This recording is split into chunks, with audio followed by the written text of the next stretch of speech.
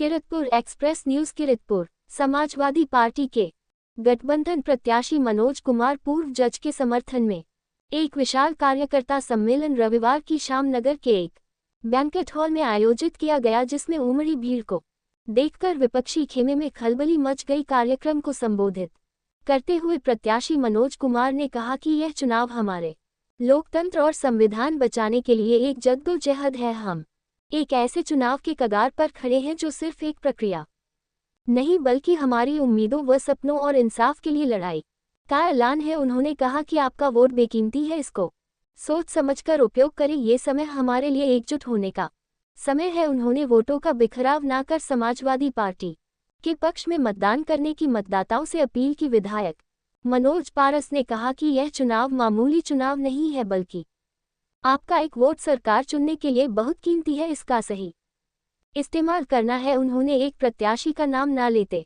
हुए कहा कि सहारनपुर से आकर यहां चुनाव लड़ने वाले वोट कटवा प्रत्याशी से चौकस रहना है, वह चुनाव बाद आपको कहीं दिखाई नहीं देगा। अपने भाषण में उन्होंने भाजपा सरकार की जमकर आलोचना की। चेयरमैन अब्दुल मन्नान ने कहा कि वोट देते समय किसी से डरने की जरूरत नहीं है। हमारा प्रत्याशी बहुत मजबूत है, वह पढ़ा लिखा सुलझा हुआ व्यक्ति है, जिसने जज जैसे महत्वपूर्ण पद से इस्तीफा देकर नगीना लोकसभा क्षेत्र की जनता व मजलूमों की आवाज बुलंद करने के लिए चुनाव मैदान में कदम रखा है। अब्दुल मन्नान ने कहा कि किसी के बहकावे में आकर अपना वोट बिखरना नहीं देना है, एकजुट होकर सांप्रदायिक ताकतों को हराना है। उन्होंने आशा व्यक्त की जिस प्रकार समाजवादी पार्टी को मतदाता वोट देते चले आ रहे हैं, उसी प्रकार इस महत्वपूर्ण चुनाव में भी मतदाता साइके का साथ देंगे और मनोज कुमार को सांसद बनाने का काम करेंगे। वरिष्ठ सपा नेता साइम राजा ने अपने ओजस्वी भाषण में उन लोगों को आड़े हाथों लिया जो संविधान को बदलना चाहते हैं।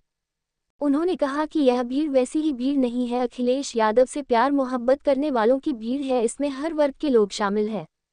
कांग्रेस के वरिष्ठ युवा नेता मुदस्सिर जमा खान ने कहा कि हमारा गठबंधन अब की बार दिल्ली में सरकार बनाएगा। प्रत्याशी मनोज कुमार के पक्ष में गठबंधन एकजुट है, वह पूरी ईमानदारी निष्ठा के साथ उनका चुनाव लड़ा रहे हैं। कार्यक्रम में चेयरमैन अब्दुल मन्नान के छोटे भाई मोहम्मद फैजान भारी भीड़ व उत्साहित कार्यकर्ताओं को लेकर पूरे दलबल के साथ पहुंचे। साइम राजा ने भी अपने सैकड़ों समर्थकों के काफिले के साथ नारेबाजी करते हुए कार्यक्रम में शिरकत की।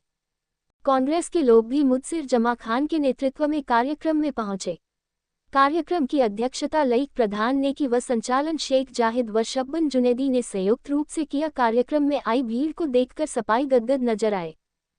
खैर मकदम करता हूँ किरतपुर के चेयरमैन अब्दुल मन्नान का, और खैर मकदम करता हूँ आदिल जैदी और उनकी जो हमारे विधायक जी ने नाम बोले हैं कि उन्होंने आज पीछे हमारे कहने पर चेयरमैन साहब के कहने पर हमारे यहाँ पर तशरीफ लाए हैं। खैर मकदम आदिल जैदी से गुजारिश करूंगा कि मंच पर तशरीफ ले आए, पीछे निकल जाए।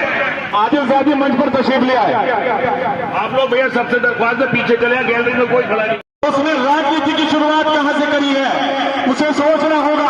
अखिल भारतीय विद्यार्थी परिषद का सबसे पहले चुनाव लड़ा और अखिल भारतीय विद्यार्थी परिषद का एक नेता बना। अखिल भारतीय विद्यार्थी परिषद भारतीय जनता पार्टी का एक छोटा सा विंश है, जो छात्रों का विंश है। हमारे माननीय मुलायम अखिलेश यादव जी ने उन्हें यहाँ की सीट देने का प्रस्ताव रखा, परंतु उन्होंने वो प्रस्ताव ठुकरा दिया और कहा मैं अकेले लड़ूंगा। क्या वास्ता था उनका? मध्य प्रदेश में जाकर कांग्रेस के खिलाफ चुनाव लड़ा और 45 सीटें हराई। क्या वास्ता था उनका? राजस्थान में जाकर 50 सीटों पर चुनाव लड़ा और कांग्रेस की 40 सीटें हराई। तो मेरे साथियों, हमारे दोस्तों, जो कुछ भूले मिट के लोग हैं, जो कह रहे हैं आवन पावन सावन, तो उसको भूल जाओ। किरतपुर समाजवादी का गढ़ है, जिला बिजनौर समाजवादी का गढ़ है, नगीना समाजवादी का गढ़ है। समाजवादी पार्टी, समाजवादी पार्टी आवाज नहीं आ रही। कम है, उनकी तादाद भी उनसे आपसे ज्यादा हो जाएगी धीरे धीरे जैसे टाइम नजदीक आता जाएगा। लेकिन अभी रोजे रखने वालों की ना रखने वालों की तादाद ज्यादा है, इसलिए उनके गले खुले होने चाहिए, तो आवाज ऐसी हो जो यहां से लखनऊ तक जाए। समाजवादी पार्टी, अखिलेश यादव, राहुल गांधी। साथियों, हमारे बीच समाजवादी पार्टी की एक बहुत बड़ी शख्सियत आज की सभा की अध्यक्षता कर रहे हैं तमिलनाडु और हमारे बीच में आपके लोकप्रिय प्रत्याशी मनोज कुमार जी प्रधान तालियां भाई एक बार समाजवादी पार्टी। जैसे कि आज हमारे पूर्व मंत्री साहब ने ये मंच जमाया में और हमारे आने वाले लोगों का स्वागत है। बस मैं ज़्यादा ना कह के इतनी बात कहना चाहता हूँ कि आने वाली 19 तारीख में ज़्यादा से ज़्यादा अपने घरों से माओं को बहनों को निकाल कर एक वोट करने का काम करे और समाजवादी को जिताने का काम करे। जय हिंद, जय भारत। आग पानी में, अरे लगा दो आग पानी में, शरारत हो तो ऐसी हो और अब मिटा दो दुश्मन की हस्ती, बगावत हो तो ऐसी हो, बगावत हो तो ऐसी हो। अरे उबलते हुए लहू का, अरे उबलते हुए लहू का एहसास मिटा लो। अब साबित हो भारत में मील का पत्थर, ऐसा कुछ कर डालो। अरे बड़ी मुश्किल से दिया था बाबा साहब ने तुम्हें संविधान, उठो है भारत के लोगों, अब इसी संविधान को बचा डालो, इसी संविधान को बचा डालो। यहाँ पे इंडिया गठबंधन के जितने भी पदाधिकारी यहाँ पर हैं, सबका नाम नहीं ले सकते, तो इसलिए समय की कमी के कारण जितने पदाधिकारी यहाँ पे मौजूद हैं, मैं उनका शुक्र अदा करता हूँ। और हमारे दूर दराज से तथा किरतपुर से जितने भी सांसद पार्षद जितने भी लोग यहाँ पे आए, मैं उनका भी दिल की गहराइयों से स्वागत करता हूँ, खैर मकदम करता हूँ। दोस्तों, आज का जो चुनाव है वो किसी को मंत्री बनाने का, किसी को MP बनाने का नहीं है। ये चुनाव एक तरफ संविधान को मिटाने वाले हैं, दूसरी तरफ संविधान को बचाने वाले हैं। इन दो ताकतों के बीच में चुनाव है। एक तरफ संविधान को मिटाना चाहते हैं और एक आप बैठे हो जो संविधान को बचाना चाहते हैं। अगर आप संविधान को बचाने की हिम्मत रखते हो तो आने वाली 19 तारीख को हमारे लोकप्रिय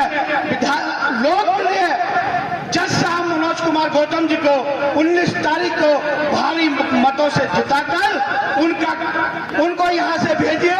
जितने भी इंडिया गठबंधन के लोग जीतेंगे तो हमारी संख्या बढ़ेगी, तो संसद में जो ये संविधान बदलने की तैयारी कर रहे हैं वो संविधान बदलने नहीं दिया जाएगा। दोस्तों, मेरा आप लोगों से कहना है ये कि मोदी जी चलाओ बस्तियां, अरे जितनी तुम चाहो। अरे मोदी जी पता लगाओ कि किसने क्या बनाया है। अरे मोदी जी तुम्हें हक है कि मार डालो ये कह के कि उसने बीफ खाया है। मोदी जी तुम मार डालो जितेंद्र मेघवाल को कि उसने दाढ़ी और मूंछ दिखाया है। अरे अब तो ताकत भी तुम्हारी है और कयादत भी तुम्हारी है। अरे तुम्हारा कुछ ना बिगड़ेगा क्योंकि अब तो अदालत भी तुम्हारी है। तुम्हारा कुछ ना बिगड़ेगा क्योंकि अदालत भी तुम्हारी है। अरे तुम्हारी ही तो है मीडिया इस भारत की धरती पर और तुम्हें हक है, उठाओ उंगली आप चाहे जिसकी भी देशभक्ति पर। फलाया तुमने ही तो है, अरे फलाया तुमने ही तो है भारत में मंदिर और मस्जिद के मसले को, क्योंकि मांग वाले जनता तुमसे रोटी मकान और कपड़े को। तो दोस्तों, गरीबों की थाली से क्यों निवाले छीनते हो? अरे अंधेरे बांटते हो और उजाले छीनते हो। कहते थे गरीबी को मिटा दूंगा, दरअसल आप गरीबी को नहीं गरीबों को मिटाना चाहते हो। अरे हकीकत है मोदी जी, इस वक्त आप इस वक्त के जिले लाई हो, मगर गलत समझ बैठे कि तुम जमाने के खुदाई हो, मगर गलत समझ बैठे कि जमाने के खुदाई हो। ताकत मिल गई, तुम तो सत्ता के नशे में बहुत मगनून हो। दोस्तों, मैं कहना चाहता हूँ, हुआ था क्या हाल जरा फोन से पूछो, मिटाता पल भर में कैसे जरा जमरूद से पूछो। अरे हुकूमत मिट गई थी पल में, उस बलशाली दुर्योधन की, पल भर में लंका जल गई थी उस बलशाली रावण की। मोदी जी अभी भी वक्त है, इस फिरकापरस्ती से बाहर आओ। अभी भी वक्त है, इस फिरकापरस्ती से बाहर आओ।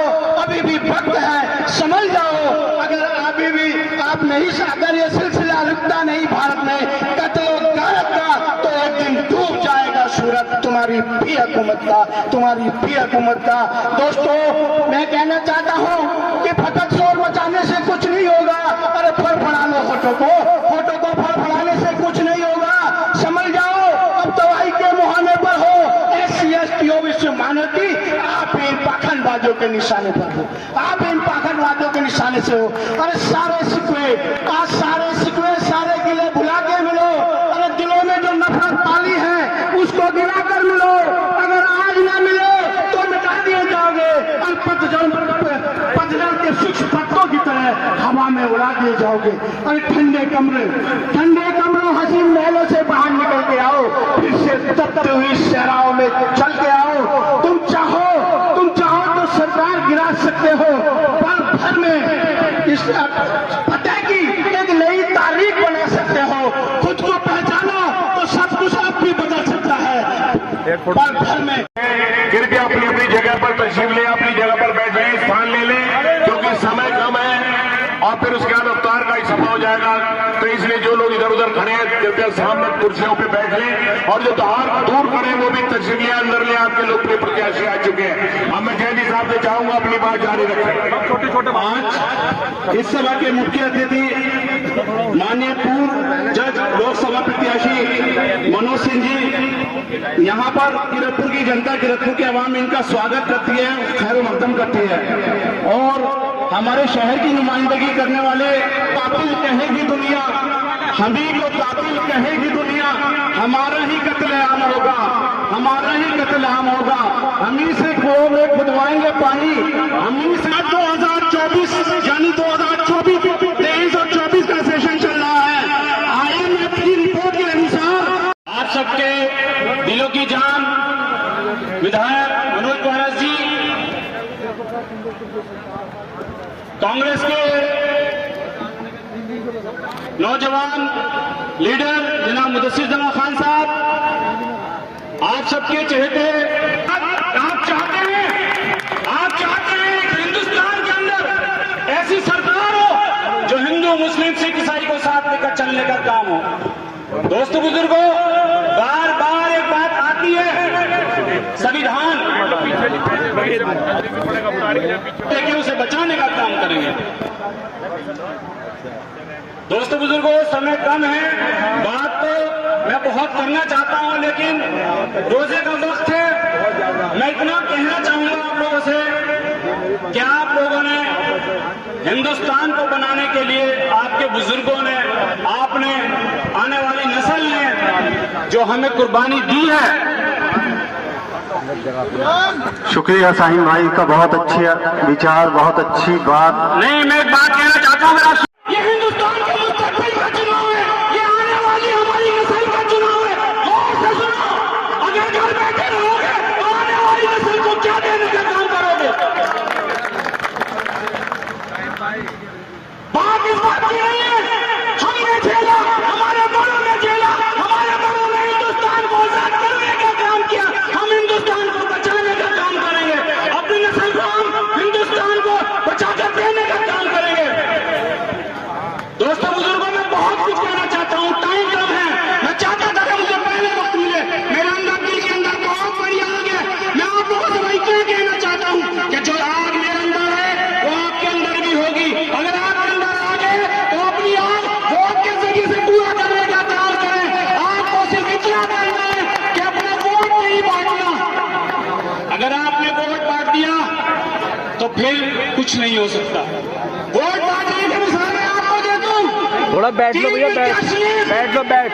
और तीनों ऐसी हैं, तो मनोज कुमार जज भी ऐसी हैं, चंद्रशेखर रावण भी ऐसी हैं, ओम कुमार जी भी ऐसी हैं, और तीनों ही व्यक्ति संविधान बचाने की बात कर रहे हैं। हम जानते हैं कि हिंदुस्तान का आईन हमारी किस्मत का, हमारे बच्चों के लिए बहुत इंपॉर्टेंट है, और तीनों ही दलित समाज से ताल्लुक रखते हैं। लेकिन हमें देखना पड़ेगा कि कौन संविधान बचा सकता है और कौन संविधान में हमें धोखा दे सकता है। इसीलिए साहब मैं अपनी बात खत्म करता हूं, हमें संविधान बचाना है, अपना देश बचाना है, अपने आने वाले मुस्तकबिल में अपने बच्चों को हिफाजत का वाला देश देना है। जय हिंद, जय भारत, खुदा हाफिज। शुक्रिया साहब, बहुत बहुत मुबारकबाद। आज की इस खूबसूरत सभा की सदारत कर रहे हैं हमारे प्रधान जी इस प्रोग्राम के दूल्हा जिनके लिए प्रोग्राम सजाया गया है, हर दिल अजीज प्रत्याशी हमारे बड़े भाई पूर्व जिला जज उप जिला जज साहब मनोज कुमार जी और हमारे पूर्व मंत्री जी, 3 बार विधायक रहे नगीना से मनोज पारस जी, और सम्मानित मंच बड़ी माफी और माजरत के साथ, क्योंकि टाइम बड़ा कम है, मैं भी 1-1.5 मिनट में अपनी बात रखूंगा। बाकी टाइम में चाहूंगा कि मंत्री जी और प्रत्याशी आप सबके बीच में अपनी बात रखें। आप साहब मेरे ख्याल से लगभग 2 बजे से भरी दोपहरी में रोजेदार और बिना रोजे वाले भी हिंदू मुसलमान भाई सभी लोग यहाँ पर बैठे हुए हैं। ये बहुत बड़ी बात है कि एक तरफ रमजान शरीफ चल रहा है, उधर रोजे रखे हुए हैं, दोपहर में आदमी यहाँ पर इकट्ठा हुआ है। तो जज साहब आपकी मोहब्बत के लिए यहाँ पर लोग इकट्ठा हैं। इंशाअल्लाह रहमान आपके साथ जान माल तन मन धन से किरतपुर क्षेत्र भी और नगीना विधानसभा भी आपके साथ है। आप बिल्कुल निश्चिंत रहें। अल्लाह ने चाहा पूरी जान तोड़ के मेहनत करेंगे और कोशिश करके आपकी नैया पार लगवाएंगे। अगर साधु कम से कम चेयरमैन साहब जिस बात को कह रहे हैं ये साथ वाले ये हाथ उठा करके बताओ पत्ता साथ है। इंशाल्लाह तो विधायक जी और मंत्री और जज साहब आप हमारे शहर में हमारे क्षेत्र में नए हैं। कुछ लोग यहाँ पे अफवाह फैलाते हैं कि ये बाहर के प्रत्याशी हैं। ये बाहरी प्रत्याशी नहीं है। इन्होंने यहाँ पर ही अपनी नौकरी का त्याग पत्र दिया है, रिजाइन दिया है, अपनी नौकरी छोड़ दी। मेरी जज साहब से एक दिन बात हुई कि जज साहब आप इतनी बड़ी पोस्ट पे हैं, इतनी बड़ी कुर्सी पे आप रिजाइन क्यों दे दिया, आपने क्यों रिजाइन देना चाह रहे हैं? उन्होंने इतना खूबसूरत जवाब दिया 2 बात में कि भाई मन्नान भाई, सदन में बहुत पढ़े लिखे लोग तो बहुत जाते हैं, एक से एक पढ़ा लिखा आदमी है, बहुत बड़े बड़े लोग हैं। तो कहीं ना कहीं मुझे ऐसा लगता था कि सदन में बोलने में कहीं कमी रहती है, कोई बात कहने में कमी है, तो भाई मैं जज की पोस्ट पे जाऊंगा। संविधान पढ़ाने सिखाने वाला, बताने वाला, कानून की पैरवी करने वाला आदमी अगर सदन में जाएगा तो अच्छे से पैरवी करेगा। इस हमदर्दी और मोहब्बत की ऐसे दबे कुचले लोग हैं, ऐसे समाज के, मुसलमान और हिंदू समाज के अगले पिछड़े सभी की बात रखने के लिए इन्होंने इतना बड़ा बलिदान दिया है। मैं इनकी दिल से कदर करता हूँ, क्योंकि अपना इतनी बड़ी पोस्ट और इतनी बड़ी कुर्बानी कोई जल्दी से दे नहीं सकता है। आप सबसे मेरी गुजारिश है कि आप सब लोग तन मन धन से चुनाव लड़ाएं और ईमानदारी के साथ, जैसे आप समाजवादी पार्टी को हमेशा लड़ाते हो इसी तरीके से लड़ाएं। अब की बार हमारे गठबंधन में कांग्रेस भी साथ है और भी पार्टी हमारे साथ है, सभी का साथ है। और एक खूबसूरत बात और जैसा हमारे किरतपुर शहर में और हमारे नगीना विधानसभा में है, अल्लाह का शुक्र किरतपुर शहर में कभी कोई कंट्रोवर्सी नहीं है, न यहाँ पर नेतागिरी है, न नेताओं में कंट्रोवर्सी है। सब आपके साथ में जो भी हो दिल से है। हमारे यहाँ पर बहुत शोर मचा रहे हैं कि साहब भीम आर्मी वहां चल गई, भीम आर्मी वहां चल गई। तो प्यारे भाई एक छोटी सी बात कहना चाहता हूँ। दलित समाज के लोग यहाँ पर काफी बैठे हुए हैं, मैं देख रहा हूँ काफी तादाद में यहाँ पर दलित समाज के लोग भी हैं। आपने भी देखा होगा कि आकाश आनंद जी की जो सभा थी नगीना में, तो जो दलित समाज के ठेकेदार बने फिर रहे हैं आजकल कि साहब सारा दलित समाज मेरे साथ है, तो मेरे ख्याल से दलित समाज तो यहाँ पे भी बहुत तादाद में बैठा है। और दलित समाज की जो बसपा की सभा थी उसमें कि बिल्कुल किसी के बहकावे में ना है। दलित समाज उन लोगों के साथ नहीं है जो लोगों के लिए भड़काते हैं, मुकदमे लगवाते हैं, अपने घर को चले जाते हैं। दलित समाज ईमानदारी से उसके साथ है जो दलित समाज के हित की बात करता हो। समाजवादी पार्टी ने जो गठबंधन है, ये सभी का गठबंधन है, ये सबके हित की बात करेगा, सबके लिए अच्छी बात करेगा, इंशाल्लाह सभी को इससे फायदा पहुंचेगा। तो आप सबसे मेरी गुजारिश है, किसी के बिल्कुल बहकावे में ना आए, किसी के चढ़ाए बिल्कुल ना आए। लोग आएंगे, आप ये देख लें कि मुसलमान के साथ में हर बार खेल होता है और हम लोग हर बार ठगे जाते हैं। किस वजह से कि हम लोग 4 टुकड़ों में 5 टुकड़ों में बच जाते हैं और हमारे बीच के जो हमारे ही नेतागण होते हैं, हमारे मुसलमान भाई, कोई किसी पार्टी के साथ, कोई किसी के साथ, कोई किसी के साथ। लेकिन आप लोग वोटर हो, आप ही के वोट की कीमत है, आपको सोचना है। अगर मन्नान गलत बात समझा रहा तो बिल्कुल मत मानना, विधायक जी गलत बात कहें बिल्कुल मत मानना, लेकिन हमारे सबके हित की बात अगर कहते हैं और अच्छी बात कहते हैं तो हमें सबको साथ रहना चाहिए कि नहीं भाई? आप बताओ सब साथ है नहीं है? इंशाल्लाह बिल्कुल साथ है। कहने के लिए बहुत कुछ है, सब लोगों ने कह दिया।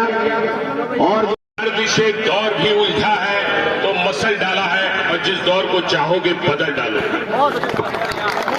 आज की सभा के सदर मोहतरम हमारे प्रधान लई साहब मंच पर तशरीफ फरमा, हमारे नगीना विधानसभा ब्लॉक किरतपुर के सामने बैठे हुए मौजूदा सम्मानित सभी प्रधान जी, हमारे बीच में आपके लोकप्रिय प्रत्याशी मनोज जी, चेयरमैन साहब साहिम भाई, हमारे भाई युवा साथी मुदस्सिर भाई, और नाम लूंगा तो बहुत लंबी फहरिस्त है, सबसे माफी के साथ समय कम है। सामने बैठे बुजुर्गों, दोस्तों, नौजवान साथियों, मेरी रीढ़ की हड्डी, मेरे हाथ पैर, मेरे साथ रात दिन कंधे से कंधा मिलाकर चलने वाली सामने बैठे थे। आज जो ये इलेक्शन है, मैं इसे इलेक्शन नहीं कहता, ये इलेक्शन नहीं है, ये जंग है, ये जंग है। अगर इसे जंग समझ के लड़ोगे तो निश्चित तौर से जीतो, क्योंकि जंग लड़ी जाती है जालिमों के खिलाफ, जंग लड़ी जाती है जुल्म करने वालों के खिलाफ। इसलिए आज ये इलेक्शन मत समझना, ये जंग है आपके आने वाले मुस्तकबिल की, ये जंग है आपके आने वाले कल की, ये जंग है आपके आने वाले बच्चों के भविष्य की, ये जंग है आपके रोजगार की, ये जंग है आपके मान और सम्मान की। क्योंकि इस देश का राज, इस देश पर जब इस देश आजाद हुआ तो इस देश का कानून और इस देश का संविधान परम पूज्य बाबा भीमराव अम्बेडकर जी ने लिखा। उनको मैं नमन करते हुए कहना चाहता हूं कि उन्होंने इस देश के संविधान में सबको बराबर का हक दिया। आज हमारे पुलिस समाज, पुलिस के लोग भी खड़े हैं, आज ये भी भारतीय जनता पार्टी से परेशान है, क्योंकि इन्होंने सारे कर्मचारियों ने मांगी थी हमारी पेंशन दे दो, हमारी पेंशन बहाल कर दो, लेकिन किसी की करके सम्मान से रहोगे और अपने दिल हाथ बनाने का काम करो। लेकिन आज ये जो हालात हैं आप देख रहे हो, समझ रहे हो, ये वो परम पूज्य बाबा भीमराव अम्बेडकर का संविधान जो आपके हकों के लिए बनाया था, जिसमें दलितों के लिए आरक्षण था, पिछड़ों के लिए आरक्षण था, क्योंकि आप लोग पीछे छूट गए थे। आपको बराबर में डालने के लिए, जैसे किसान कोई कौन अगर पीछे छूट जाता है, कोई कमजोर फसल हो जाती है तो उसमें ज्यादा खाद पानी देता है और वो फसल भी बराबर आ जाती है, इसलिए आपको आरक्षण देकर बराबर लाने की कोशिश की गई थी। आज हमारे मुस्लिम समाज के लोगों, जब ये देश आजाद हो रहा था और आजाद हो गया नया संविधान, संविधान का मतलब आप समझते हो, संविधान का मतलब है किसी देश को चलाने का तरीका। जैसे हम घर चलाते हैं, हमारा कोई मुखिया होता है, वो पूरा घर का सिस्टम बनाता है कि कब शादी करनी, कब मकान बनाना है, कब कपड़े पहनने, कब कपड़े खरीदने हैं। इसी तरह देश को चलाने के लिए संविधान बनाया जाता है कि ये रोजगार कैसे मिलेगा, बिजली कैसे मिलेगी, पानी कैसे मिलेगा, ये संविधान होता है। और उसी संविधान में हमारे मुस्लिम दलितों को जो वो दिया गया था बराबरी का हक, आज मुस्लिम समाज के लोगों सोच करके देखो कि उस संविधान में जो परम पूज्य बाबा भीमराव का अम्बेडकर का संविधान था, उस संविधान की वजह से आपने पाकिस्तान गवारा नहीं समझा।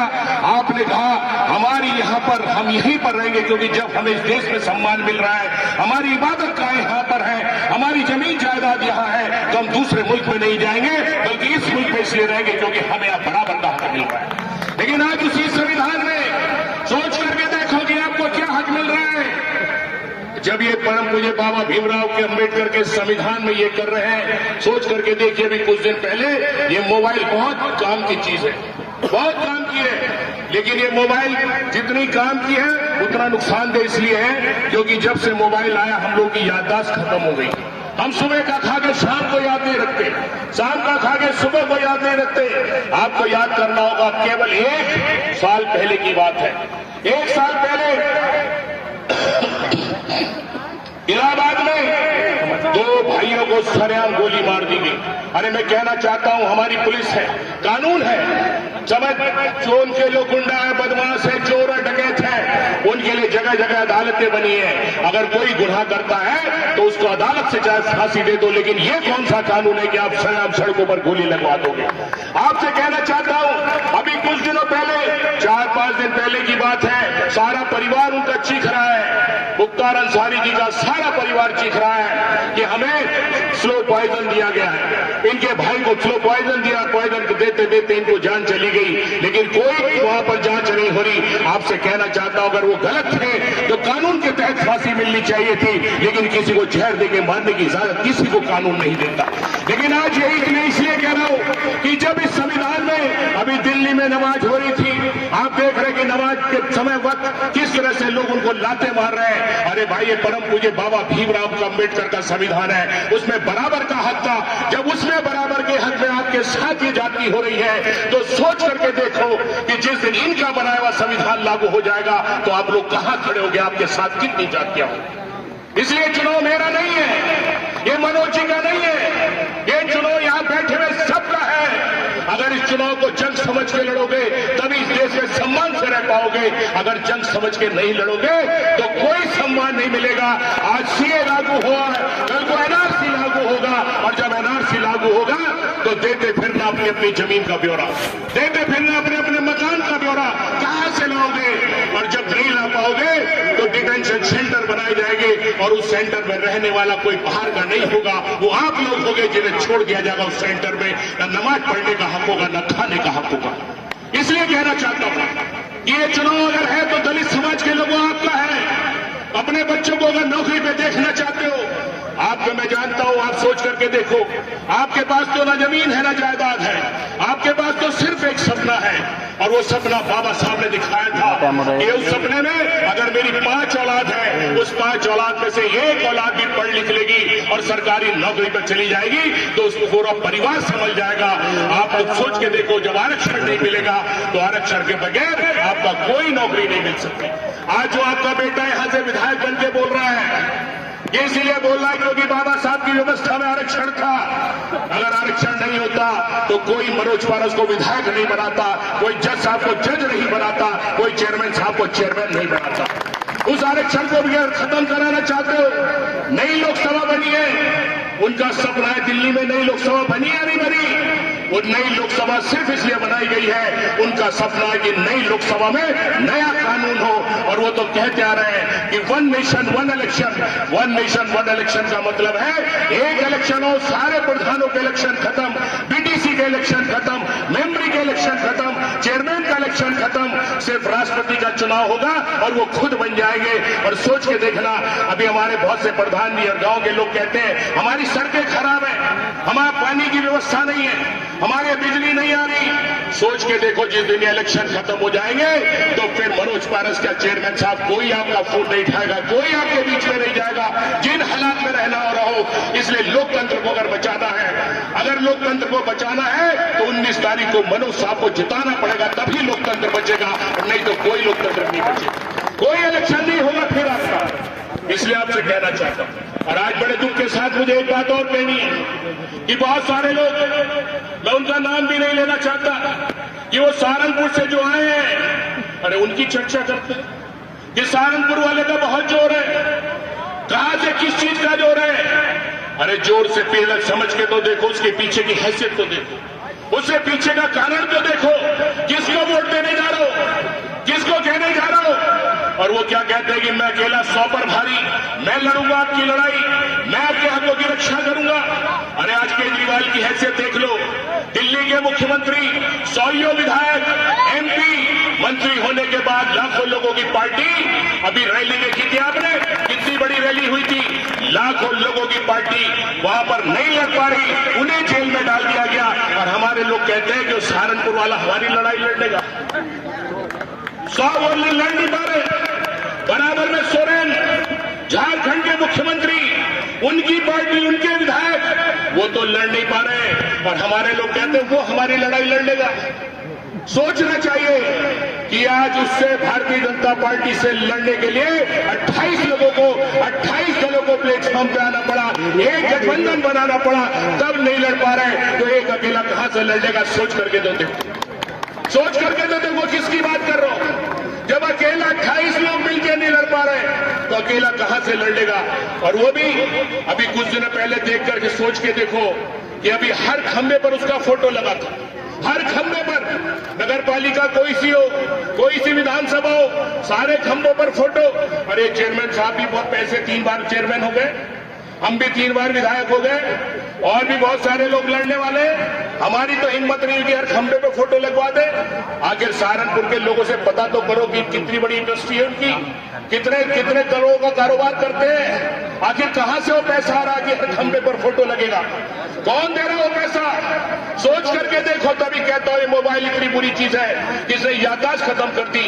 अभी मध्य प्रदेश में देख लो, मध्य प्रदेश का वाक्य याद करो, वहां पर इन्हीं का पार्टी का प्रदेश अध्यक्ष भारतीय जनता पार्टी की गाड़ी में भारतीय जनता पार्टी के सांसद के साथ 2 करोड़ रुपए के साथ पकड़ा गया। नहीं पकड़ा गया, मोबाइल में देख लेना, इस मोबाइल से पूछ लेना कि वो मोबाइल बाबा बताओ कि मध्य प्रदेश में भीम आर्मी का प्रदेश अध्यक्ष कैसे पकड़ा गया। इसमें अपने आप आ जाएगा कि 2 करोड़ रुपए के साथ पकड़ा गया। ये पैसा है वो। अभी बिहार में चुनाव होता है, सारे लोग बिहार में चुनाव होता है, वह सारी पार्टी उसे कांग्रेस पार्टी बीजेपी से लड़ने का काम करती है, लेकिन वहां पर सहारनपुर वाले अकेले अपनी पार्टी का लड़ाते हैं, एक भी नहीं जीत पाता, लेकिन हाथ 40, 80, 50 सीटों पर 200, 400, 1000 वोट काट करके कांग्रेस का नुकसान करते हैं। मध्य प्रदेश में कांग्रेस का नुकसान करते हैं, राजस्थान में कांग्रेस का नुकसान करते हैं। अरे अगर वो तुम्हारा हितैषी था तो ये कहता कि मैं राजस्थान, मध्य प्रदेश, बिहार में मुस्लिम, दलित, पिछड़ों तुम्हारी लड़ाई लड़ूंगा, मैं कोई प्रत्याशी नहीं लड़ाऊंगा, लेकिन उसे तो पैसा लेना था। ये वही पैसा है जो बीजेपी से लेकर के वह वोट काटने का काम किया और आपके जिंदगी में वो पैसा लगाया जा रहा है। इसलिए आपसे कहना चाहता हूं कि वो भारतीय जनता पार्टी के एजेंट हैं, आरएसएस के एजेंट हैं। इसलिए वोट में बहकावे में मत आ जाना, अपने वोट को बर्बाद मत कर देना। आज इस संविधान को बचाने की लड़ाई अगर कोई लड़ रहा है तो इंडिया गठबंधन लड़ रहा है, अखिलेश यादव लड़ रहे हैं, राहुल गांधी लड़ रहे हैं, प्रियंका गांधी लड़ रही है, केजरीवाल लड़ रहे हैं। इन्हीं शब्दों के साथ समय कम है, मुझे पूरी उम्मीद है कि जितनी बड़ी तादाद में आप यहाँ आए हो, कल से पूरे गांव-गांव फैल जाओगे, हर क्षेत्र में फैल जाओगे, मेरी बात को पहुंचाने का काम करोगे और आने वाली 19 तारीख को संविधान की, लोकतंत्र की, अपने बच्चों के मुस्तकबिल की, रोजी रोटी किसानों की, आप उसको बचाते हुए 19 तारीख को साइकिल का बटन दबा के मनोज जी को भारी वोटों से जिताने का काम करोगे। जय हिंद, जय भारत, जय समाजवाद, अखिलेश यादव जिंदाबाद। कर रही है जिसका आम आदमी खामियाजा भुगत रहा है और सरकारें आम आदमी के लिए बनी है, न कि कुछ विशेष लोगों के लिए। लेकिन भारतीय जनता पार्टी और उसके सहयोगी दल कुल 500-600 परिवारों के लिए अपनी नीतियां दिल्ली में बनाते जा रही हैं। वो रातों रात नीतियां बनती जाती हैं। हम लोगों के सदन में संख्या कम होने से, हम लोगों के नेताओं के पुरजोर विरोध करने के दम से। तो हम लोगों को क्या करना चाहिए 2024 के लिए? एक बात और सीधे और सरल मैं पूछना चाहता हूं, कितने लोग सरकार से खुश हैं, संतुष्ट हैं? वो अपनी हाथ उठाएं। क्या आप लोग सरकार से खुश हैं? यही भ्रम तीसरा व्यक्ति आके फैलाएगा, ऐसे ही आप लोग हाथ उठाओगे। अब सरकार से जो लोग नहीं खुश हैं, असंतुष्ट हैं, वो अपना हाथ उठाएं। ये है हमारा असली भारत का लोकतंत्र। लेकिन ये हाथ उठाने की इजाजत आपको 4 जून 2024 से पहले तक है। 2024 4 जून के बाद रात को 8 बजे हो सकता है कि ऐलान आए कि भारत में चुनाव खत्म हुआ। तो ना कोई प्रधान बनेगा, ना कोई बीडीसी मेंबर बनेगा, ना कोई विधायक बनेगा, ना कोई सांसद बनेगा। दुनिया के और मुल्कों में इन तानाशाही विचारधारा के लोगों ने लोकतंत्र को कुचल डाला है, उसको मार डाला है। भैया शांति बनाए रखो, बैठ जाओ। जो लोग कुछ दिन पहले 1950 से पहले भी आप वोट देने के अधिकार में नहीं थे, आज भी वोट करते हैं। हो जाओ, फोटो ना आने का इसमें सही, पीछे हो जाओ भैया। 19 अप्रैल को आप लोगों के पास लखनऊ के जरिए दिल्ली में अपनी बताने की स्थिति में आप आए कि आप जिंदा हैं, आप लोग मरे नहीं हैं। यहाँ पर कितने लोग हैं जिनको पता है कि वो मरने वाले नहीं हैं? कितने लोग ऐसे हैं जो जानते हैं कि सबको मरना है? तो फिर आप लोग डरते क्यों हैं? बुलबुल की तरह जीवन क्यों जीते हो? ये कायर है, ये षड्यंत्रकारी लोग हैं। ये सरकारी मशीनरी का दुरुपयोग करके आम आदमी को डराते हैं। इस डर से आप लोग होना चाहते हो कि नहीं चाहते हो? ईमानदारी से हाथ उठाओ। मैंने 450-500 करीब गांव घूम लिए। यहाँ इस नगीना कॉन्स्टिट्यूएंसी में बहुत ही ज्यादा डर का माहौल है। आप लोग चाहते हो कि ये डर और भय से मुक्त रहो? तो मैं आप लोगों से एक ऐलान करता हूं पब्लिक के बीच में, इस मंच के माध्यम से, इतने सारे गवाहों के बीच में, कि जो 2 लोगों की पुलिस द्वारा क्षति पहुंचाई गई थी नेटोर में, उसकी पत्रावली बहुत जल्दी खुलने वाली है। क्योंकि मैंने कानून पढ़ा है और कानून में पुलिस के लिए कोई अलग तरह का अधिकार और आम आदमी के लिए अलग तरीके का नहीं दिया गया है।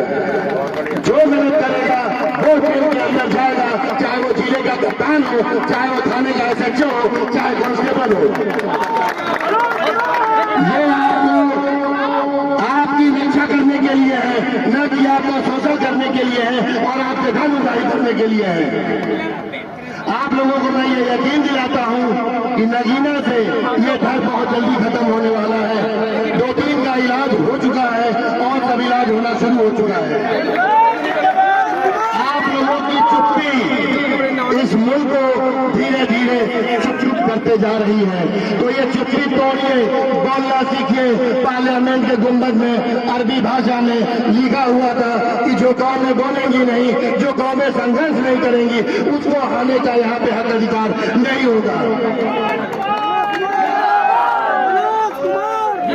अब मुसलमान भी इस मुल्क का अल्पसंख्यक कहता है, पढ़ा लिखा आदमी।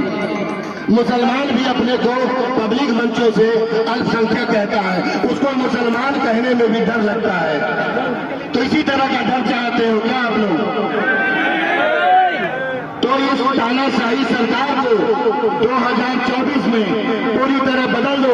ये सरकारें 10 साल पहले यही गिड़गिड़ाती रहती थी। पार्लियामेंट में कई जो बाग बहादुर बने हुए हैं, ये पार्लियामेंट के अंदर अपनी सुरक्षा मांगते थे और रोते भी लगते नजर आते थे।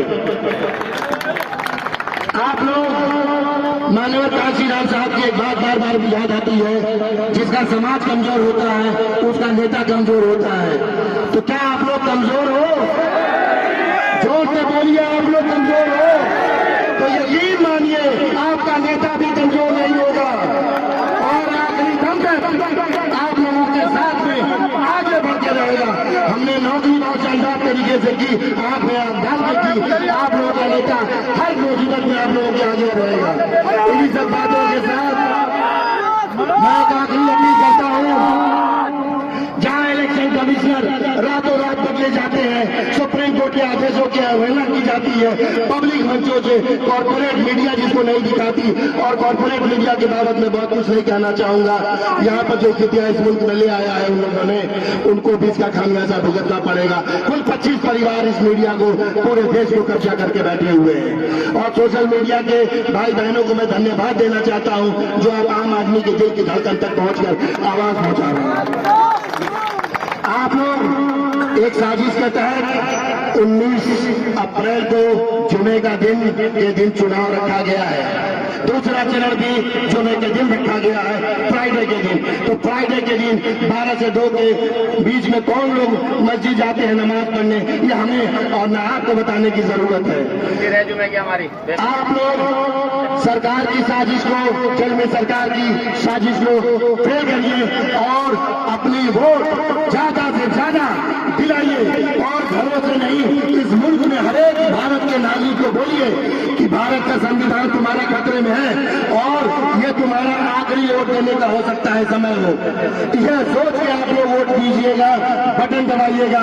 ईवीएम पे मैं भरोसा नहीं करता, जो करता होगा। ईवीएम का इलाज बाद में होगा, अभी तत्काल में हम लोग ये व्यवस्था ले आने का प्रयास कर रहे हैं। इन्हीं सब बातों के साथ बहुत बहुत शुक्रिया, बहुत बहुत आभार।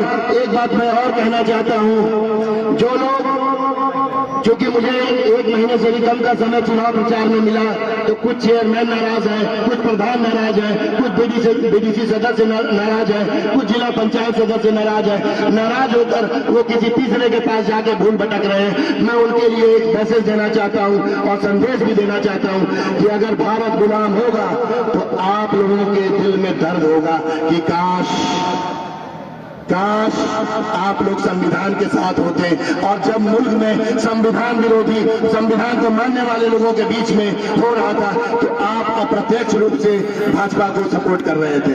बहुत बहुत शुक्रिया, बहुत स्वागत भी नहीं करा। बहुत बहुत शुक्रिया, बहुत बहुत शुक्रिया। दूसरा मैं आपसे रिक्वेस्ट करना चाहता हूं, मैंने पहले चेयरमैन साहब, चेयरमैन साहब नॉनवेज नहीं खाते हैं, जो लोग मुर्गा वगैरह नहीं खाते हैं, वो सामने जो 3 चेयरमैन साहब उनकी व्यवस्था है, और जो लोग सब कुछ खाते हैं वो सबके साथ बैठ सकते हैं, उनके लिए केवल मतलब नॉनवेज की व्यवस्था है। तो अव्यवस्था ना फैलाए, सामान की कमी नहीं है, आराम से बैठ के खाएं। जो लोग नहीं खाते वो सामने वाली तरफ चले जाए, हिंदू समाज के लोग। आपका बहुत बहुत धन्यवाद।